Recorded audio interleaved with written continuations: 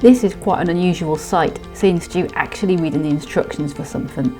But he got some vouchers from work for a significant anniversary, and he decided to buy a telly to put on the wall in the sitting area of our dining room. Really pleased to get it all pretty straight and try to get it all set up.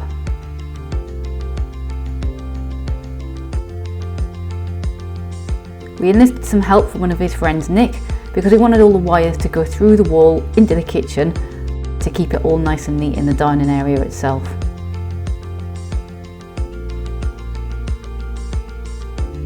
It looks really neat and really tidy in there now without any wires hanging underneath the telly at all. We also enlisted the help of another friend, Stu, who's really good at carpentry, and he hung the gates for us under the gate post we'd had put in. We wanted to make sure we did a really good job of this, so we thought we'd better get the help of an expert.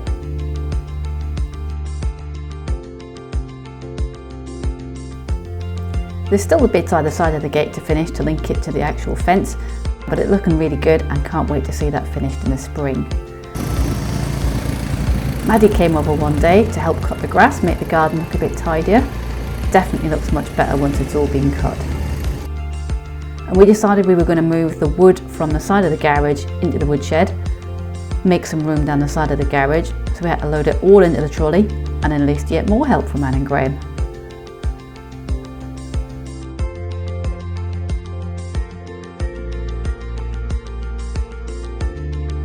It was great to see it all stacked up inside the woodshed. A lot of that has already gone now at the start of winter though.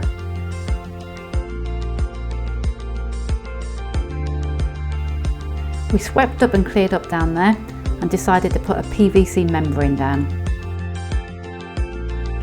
The idea is that we're going to build a new wood stack here, which is going to be for the wood whilst it's seasoning.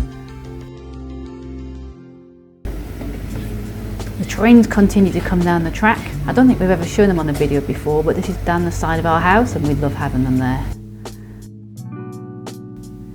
All of a sudden autumn arrived, and with lots of leaves still on the trees, we still already had a lot on the ground. It just kept worrying us every time I looked up at the trees. We did try and have a tidy up in the back garden, but at the moment in the winter it's not looking good at all.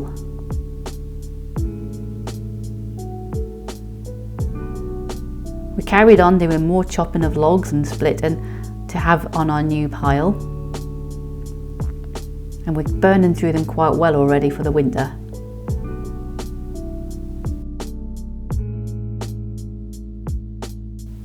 Fast forward to the start of November and it was time to have the work on the porch done. The pavement tiles that were down there were a bit cracked, lots of weeds coming through, and we decided again it was time to have an expert in. So Danny came over to do all the work for us. He started off by sealing the old pavement tiles that were going to stay underneath and then mixed up a levelling compound. That made sure that everything was going to be level on the porch.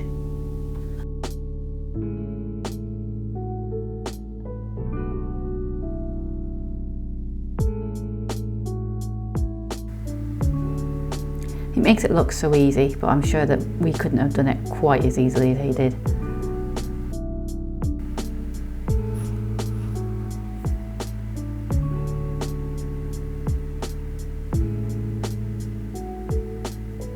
Once it had dried, he came back to start putting the actual tiles on.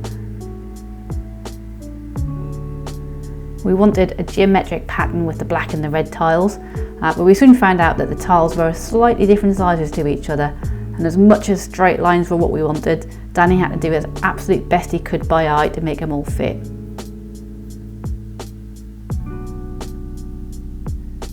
But we think he did a fab job anyway. This is it halfway through.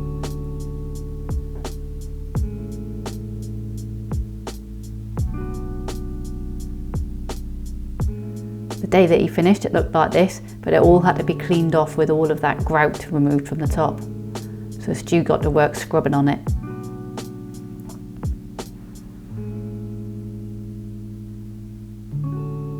It's not quite the final result because we want to tidy up underneath the black upright, but we do really like the way it looks and it definitely makes the porch stand out now.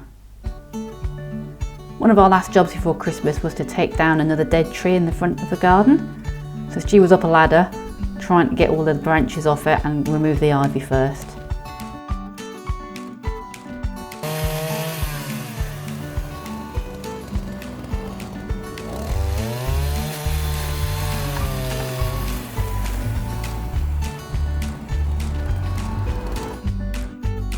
I was mainly watching and supervising on this day because it is the morning that I found out that I had COVID. And although I still felt alright, by the end of the day I was pretty tired and had to go back inside while Stu finished off. Say that is a success.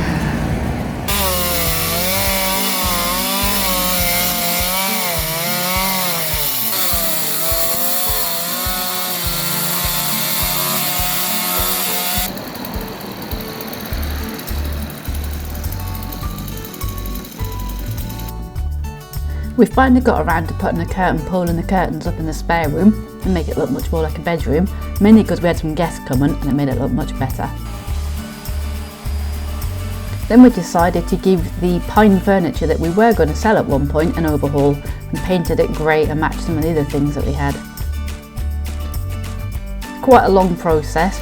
Stu did lots and lots of different coats on this chest of drawers to get it to have a really good finish, and it does look really good. And finally we put a curtain pole up in Maddie's bedroom and got some curtains for in there too. It looks really good. I'm really pleased with the way the room's turned out. We're at the start of January 2022 now. There's still lots more work to be done on the house, but for the moment Stu's enjoying having his racing simulator in the dining room.